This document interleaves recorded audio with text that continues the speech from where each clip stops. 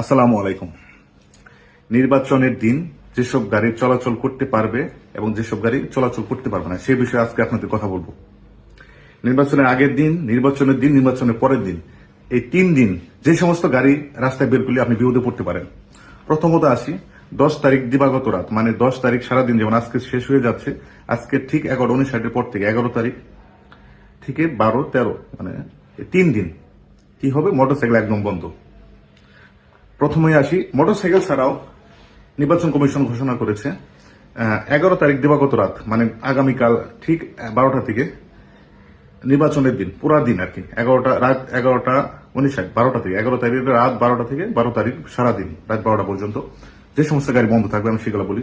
প্রথমে তো থাকি ট্যাক্সি ক্যাব, এগুলো হলো বন্ধের আওতায় থাকবে। ওই দিন গাড়ি কোনো ক্রমে এগুলো চলতে পারবে না। ট্যাক্সি কাপ, পিক আপ, লেগুনা এবং ট্রাক, এই সমস্ত গাড়ি কি করতে পারবে না, নির্বাচনের দিন চলতে পারবে না। সেটা একদম সকাল থেকে শুরু করে রাত 12টা পর্যন্ত, দিবাগত রাত 12টা থেকে ওই দিন সারাদিন নির্বাচনের দিন রাত 12টা পর্যন্ত কোন গাড়িগুলো চলতে পারবে না।